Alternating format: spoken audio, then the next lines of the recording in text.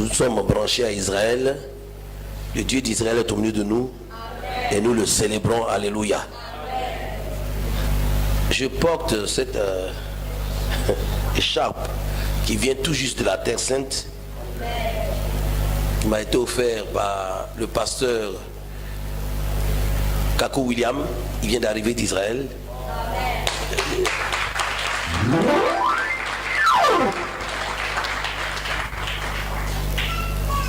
Et quelque chose s'est passé cette semaine dans le monde entier concernant Israël. Nous sommes passés à un autre niveau, à un autre stade. Vous savez qu'en ce qui concerne les prophéties bibliques, en ce qui concerne l'eschatologie, la fin des temps, Israël fait partie des signes. C'est-à-dire, quand vous observez ce que Dieu fait concernant Israël, vous pouvez savoir à peu près dans l'horloge de Dieu à quelle heure nous sommes. Quand on étudiait cela à l'école biblique, on disait que sur l'horloge de Dieu, il y a 3 aiguilles. La plus grosse et courte des aiguilles, c'est Israël. C'est l'aiguille des heures. Si vous voulez connaître à quelle heure nous sommes, regardez ce qui se passe dans le monde concernant Israël. L'aiguille des minutes, ce sont les nations. C'est ce qui se passe dans les nations. Et les secondes, c'est ce qui se passe dans l'église. Avec ces 3 indicateurs, vous savez à quelle heure nous sommes. Quelque chose de très important s'est passé cette semaine au niveau de la grosse aiguille, grosse et petite aiguille, au niveau d'Israël. Une décision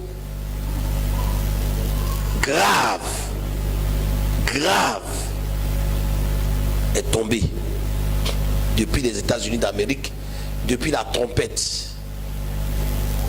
En anglais, Trump veut dire trompette. Je vous ai parlé de, quand on venait de l'élire, je vous ai dit que c'est la trompette. Il est venu pour poser des actes importants qui vont nous précipiter vers la fin. Il vient de poser un acte terrible. Je ne vais pas juger cet acte ici. Mais il a posé un acte. Il s'est levé devant la face du monde et a déclaré, a reconnu ouvertement et officiellement Jérusalem comme capitale indivisible du peuple d'Israël, comme la capitale d'Israël. C'est grave, c'est une décision terrible, parce que les Nations Unies n'ont jamais accepté cela et ont toujours dit que Tel Aviv est la capitale d'Israël et non Jérusalem.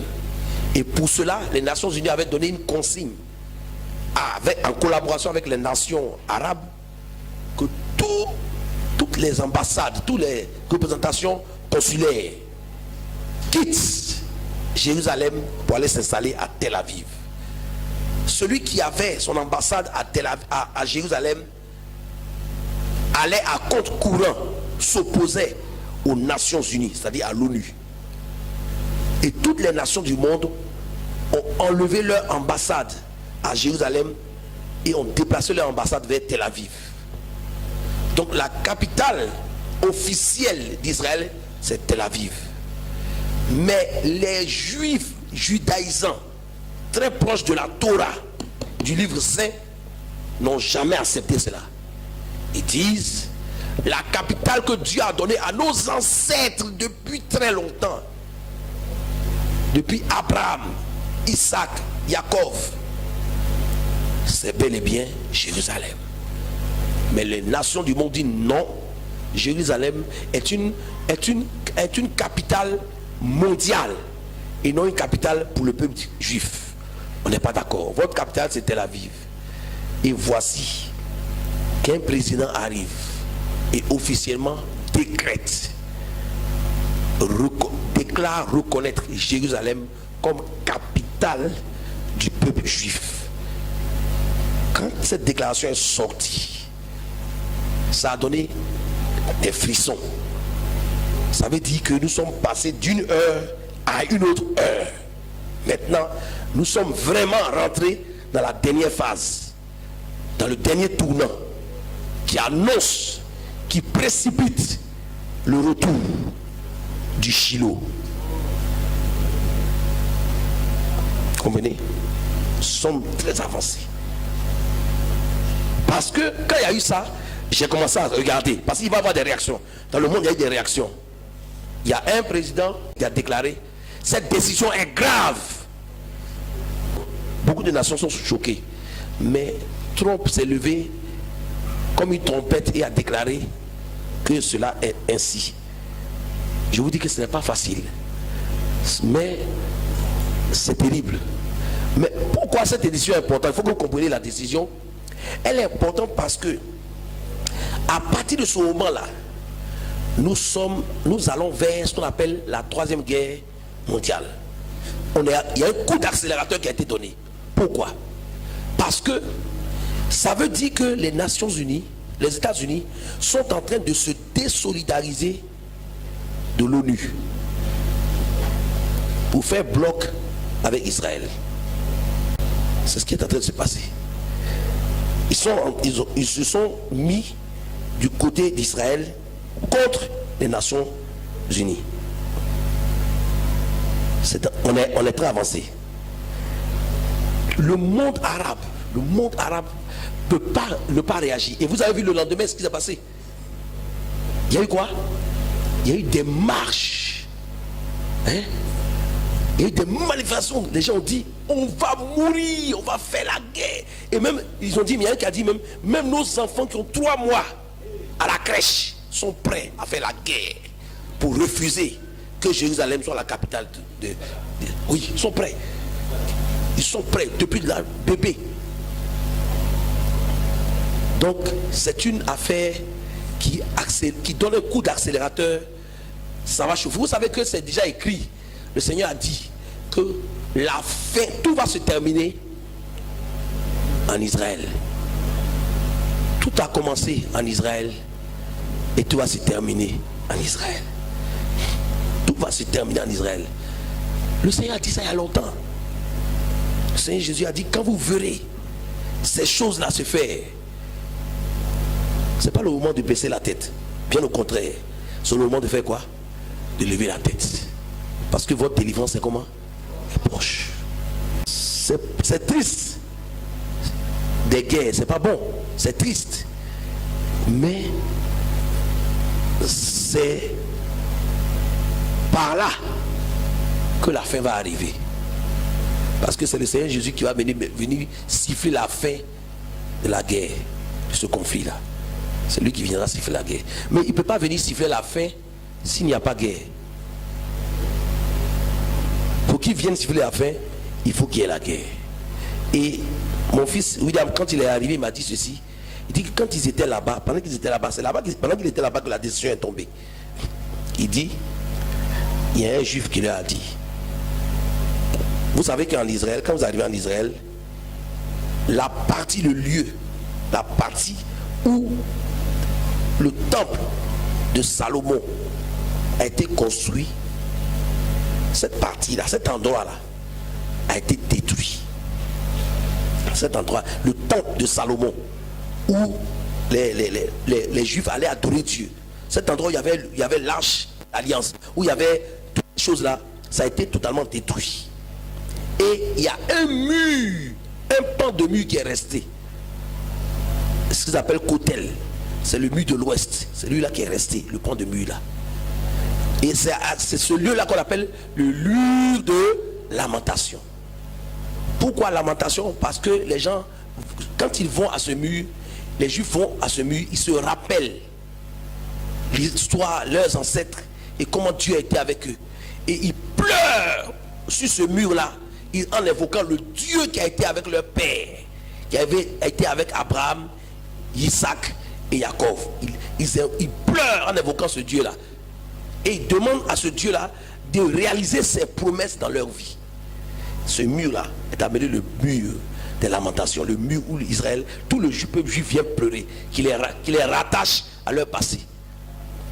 Ce mur-là, tout a été détruit, tout le temple a été détruit.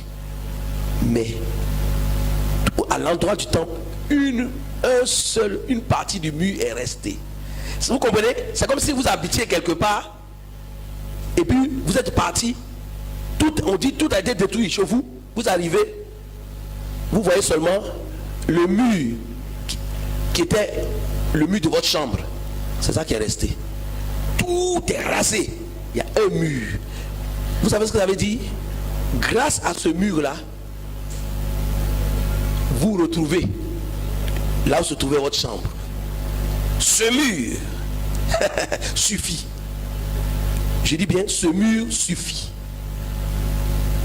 Tout a été rasé. Mais Dieu a fait qu'il y a un mur qui est resté.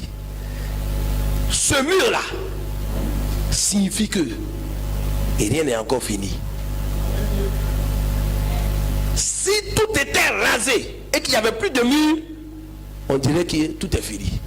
Il n'y a plus rien pour retrouver même la trace pour savoir qu'ici il y avait un temple ou il n'y avait pas un temple. Mais malgré tout ce qui s'est passé, les guerres, les trucs qui sont passés en Israël, il y a un mur, un pan de mur qui est resté. Ce pan de mur qui est resté là est le point de contact avec le programme de Dieu pour la suite.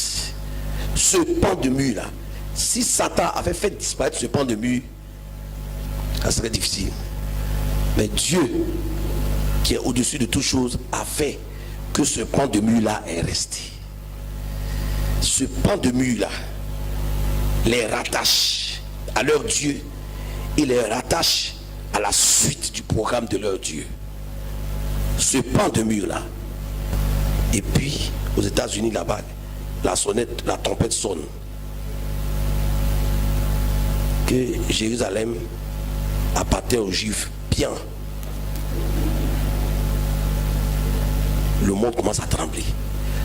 Je vais vous dire quelque chose. Vous savez, vous devez comprendre ces choses-là, parce que le Seigneur Jésus, quand il va revenir, la Bible annonce que au retour, le Seigneur Jésus, il y a deux retours. Il y a d'abord ce qu'on appelle l'enlèvement. Pour l'enlèvement, le Seigneur Jésus va rester dans les cieux, dans les airs. Ça, c'est le premier retour de Christ. On n'appelle pas ça en réalité le retour. En théologie, on ne parle pas de retour, on parle d'enlèvement. En anglais, on dit rapture. Donc, Jésus vient enlever l'église. Il ne vient pas sur la terre, il reste dans les airs. Mais le retour, c'est quand le Seigneur Jésus vient jusqu'à déposer ses pieds sur la terre. Premièrement, Jésus vient enlever son église. Et puis ensuite, 7 ans après l'enlèvement, il y a le retour de Jésus sur la terre. On vient poser ses pieds sur la terre. Mais quand il vient poser ses pieds, ce n'est pas un retour en esprit, hein? C'est un retour physique. Jésus ne revient pas en esprit, il revient physiquement. Physiquement, on va le voir, le corps physique. Il revient où? À Jérusalem. Il revient où ça? À Jérusalem. Mais si Jérusalem, or la Bible déclare que quand il revient à Jérusalem, ils vont tous crier, ils vont tous reconnaître que c'est lui qu'ils ont quoi? Qu'ils ont percé. Ils vont reconnaître que c'est lui, qui se sont trompés, donc depuis des années ils se sont trompés. Donc le Jésus des chrétiens là est vraiment leur Messie, donc c'est le même. Donc ils reconnaîtront qu'ils l'ont percé. Qui a percé Jésus? Ce sont les Juifs qui ont percé Jésus. Les pharisiens, les sadducéens qui l'ont livré, qui l'ont percé. C'est pourquoi la trompette qui a sonné aux États-Unis est très importante. C'est pour que le Seigneur puisse descendre ses pieds sur le mont des Oliviers. Lisez la Bible, c'est clair, Dieu en parle. Le Seigneur Jésus va venir poser ses pieds où ça? sur le mont des Oliviers. C'est en ce moment-là que le mont des Oliviers va faire quoi? Va se fendre. Et il va avoir un couloir. La puissance de l'atterrissage de Jésus sur le mont des Oliviers va fendre le mont. Or, des chercheurs ont démontré que déjà le mont des Oliviers est fissuré. Ils ne savent pas pourquoi. Il y a une fissure qui part de la cime jusqu'à la base du mont. Il y a une fissure qui a commencé à se mettre en place. Une fissure. Ils ne savent pas d'où vient la fissure. Mais la montagne a commencé à être fissurée. Pourtant, le Seigneur n'a pas encore mis ses pieds. Mais ça veut dire que très haut là-bas, il est déjà en train de venir. Et la montagne commence à subir déjà la pression des pieds du Seigneur Jésus. C'est pourquoi la trompette sonne aux États-Unis. Or, pour que le Seigneur Jésus revienne, il faut qu'il y ait eu d'abord l'enlèvement. Or, la montagne est déjà en train d'être fissurée. Il n'est pas encore arrivé. Donc, vous imaginez que l'enlèvement est quand? Le Seigneur que nous adorons là, c'est pas la philosophie, hein. C'est vrai. Nous sommes dans le vrai. Dis à ton frère, tu es dans le vrai. Jésus est la vérité. Jésus est le vrai. Faut pas douter. Ne doute pas. Ne doutez même pas même. Ne doutez pas. Vous ne perdez pas votre temps à suivre Jésus. Vous êtes très intelligent à le suivre. Ce n'est pas une perte de temps. Nous sommes dans le véritable. C'est ce que la Bible déclare. Il est le Dieu véritable. Il est la vie éternelle. Quand vous allez arriver là-bas, vous allez voir qui? C'est lui. Celui qu'on a percé là. Celui qu'on va voir là-bas. Quand on va arriver là-bas, celui qu'on va voir. Ne cherchez pas ailleurs. Vous n'allez pas voir autre personne. C'est lui que nous allons voir. C'est lui le Dieu véritable.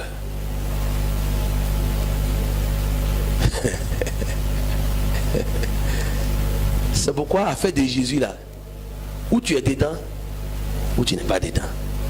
Jésus divise le monde entier. Il divise le monde entier. Il dérange. Parce que les démons n'ont pas peur de quiconque. Quand ils ont vu Jésus venir, ils ont dit, tu es le Fils de Dieu. Tu es venu pour nous perdre. On est mort. On est mort. Tu es venu, on est foutu. On sait que notre temps va finir.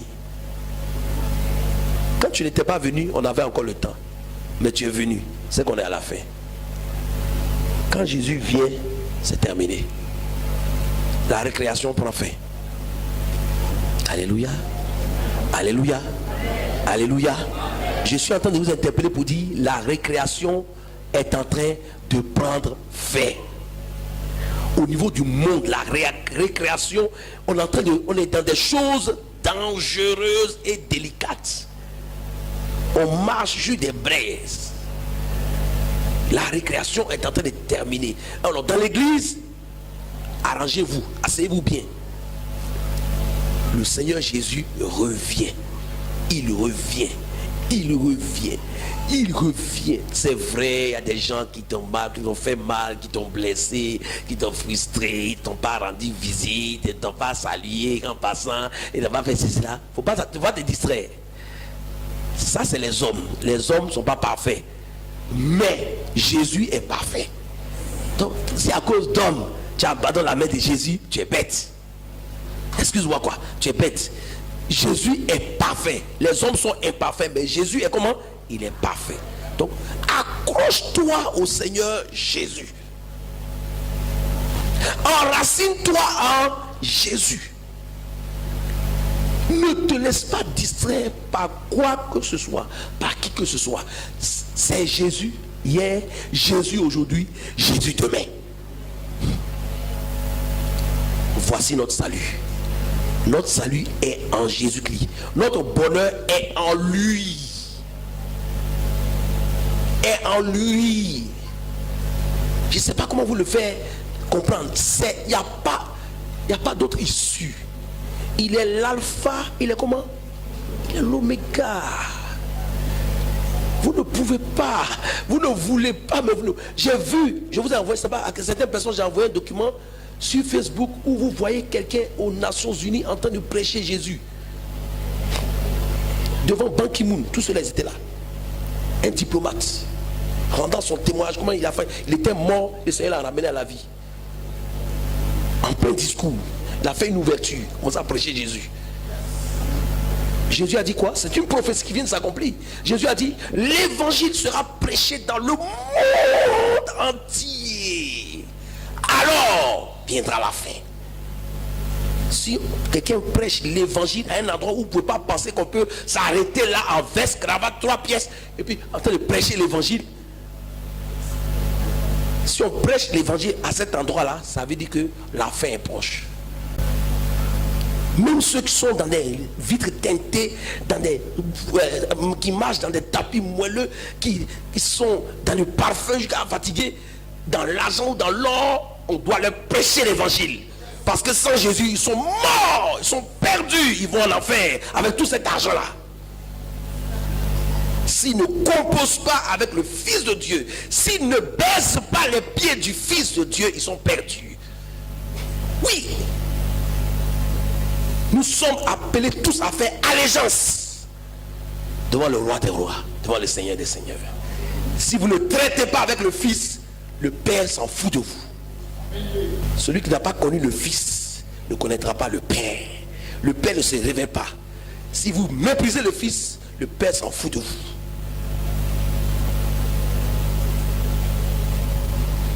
C'est ça la réalité. C'est pas une affaire de veste, pas cravate, c'est pas, ça veut rien dire. Tu as tout ça là, que tu n'as pas Jésus, tu es perdu. Tu es zéro. Avec inutilement. Et tu vas regretter amèrement. Quelqu'un a dit, mais moi je n'ai pas de dents. On dit, il y aura des graissements de dents. Et moi je n'ai pas de dents. Pasteur, comment ça va se passer? Le pasteur dit, ce jour-là, on va te donner spécialement des dents. Pour que tu puisses graisser aussi. Tu n'as pas de dents, on va te donner des dents spécialement pour que tu graisses. Mes amis, vous comprenez? Quand on parle de Jésus, c'est pas une possibilité, c'est obligatoire. C'est obligatoire. Mais pasteur, il était gentil, il faisait du bien aux gens du quartier, il nous faisait ceci, cela. Oui, c'est bien, mais est-ce que Jésus était dans son affaire? Non. Il est perdu.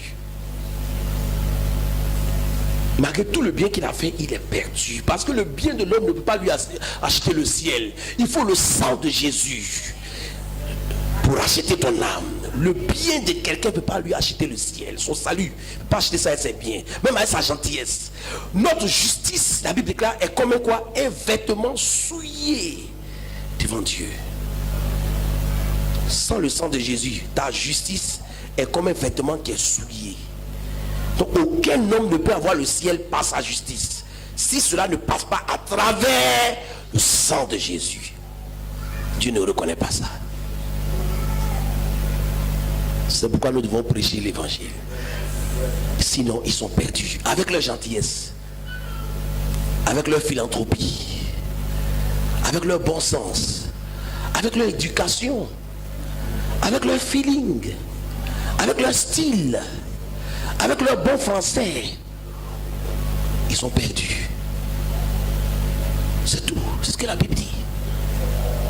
Ils sont perdus avec tout ça là, avec leur background, avec leur doctorat, avec leur PhD, avec tout ça, ils sont perdus.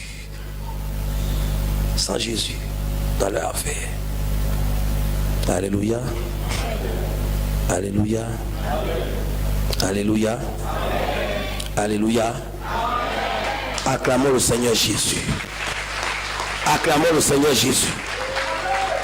Nous sommes dans le véritable. C'est lui le Dieu véritable. C'est lui le Dieu véritable. Il est le véritable.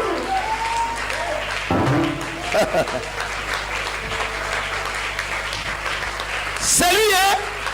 C'est lui, oh! C'est lui, hein? C'est lui! C'est lui. Qu'on ne vous trompe pas. Ne vous laissez pas tromper. Ne vous laissez pas séduire. Si vous ne traitez pas avec le Fils, vous êtes perdu.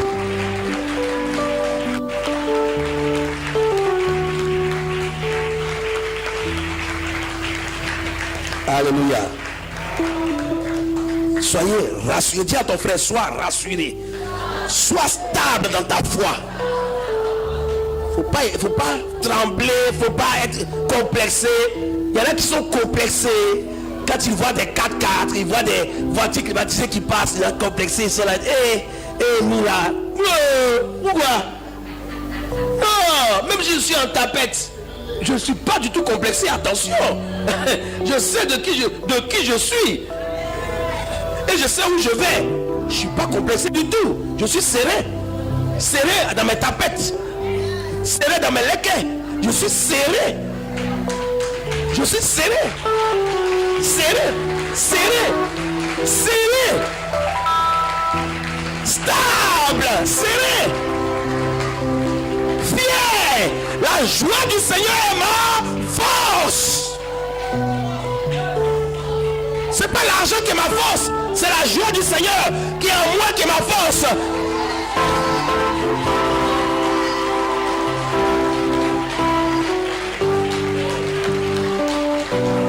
Je n'ai pas d'argent, je n'ai pas maison, je n'ai pas villa, je n'ai pas voiture. Mais la joie du Seigneur, je l'ai. Elle est ma force. La joie est en moi. J'ai le salut, j'ai la vie éternelle, j'ai Jésus-Christ. J'ai le ciel. Je suis l'enfant de Dieu. Je suis né de nouveau, racheté par le sang de Jésus, citoyen du ciel. Je suis stable, serré. Il s'étonne, il te regarde. Oh, d'où vient cette joie? Tu n'as même pas mangé toute la journée et tu es en joie. C'est une folie. La Bible déclare que la folie de Dieu est plus sage que la sagesse du monde. Alléluia. Dis à ton frère, ne doute plus jamais. Il ne faut plus jamais douter même. Il ne faut plus jamais te laisser influencer.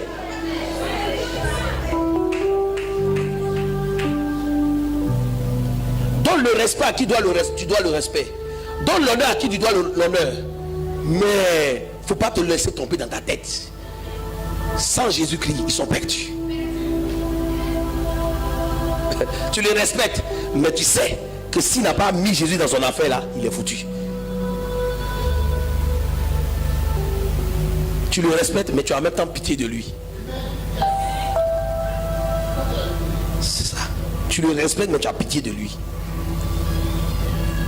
Parce qu'il lui manque quelque chose. Il lui manque le joker. Il lui manque la carte qui donne accès. Le code d'accès, il n'a pas ça. Il a tout, mais il n'a pas l'essentiel. C'est ça. Alléluia. C'est comme ça que vous devez être. Église locale de qualité. Dieu vous appelle à être des hommes et des femmes de qualité. Vous respectez, vous honorez, mais vous savez, vous connaissez la réalité. Vous connaissez la vraie histoire. Vous connaissez le commencement des choses et vous savez aussi la fin des choses. C'est pourquoi vous êtes serrés. Vous honorez, vous respectez, vous parlez gentiment, vous dites s'il te plaît, vous dites monsieur, vous dites madame, mais au fond de vous, vous savez que si ce monsieur-là, à ce monsieur ne s'ajoute pas le nom de Jésus, il est foutu. Si à ce DG-là, on n'ajoute pas le nom de Jésus, il est foutu. Si à ce PDG-là, ça n'ajoute pas le nom du président directeur général du ciel, il est foutu. Comprenez? Vous êtes serein et imperturbable dans votre foi. Avec ou sans rien dans votre poche, vous avez Jésus en vous.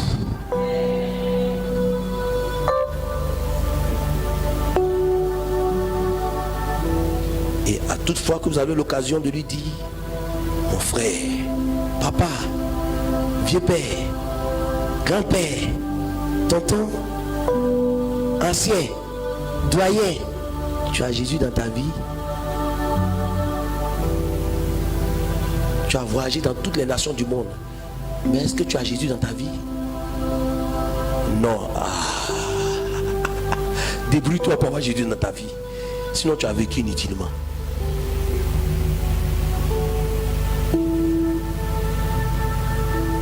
Prions le Seigneur.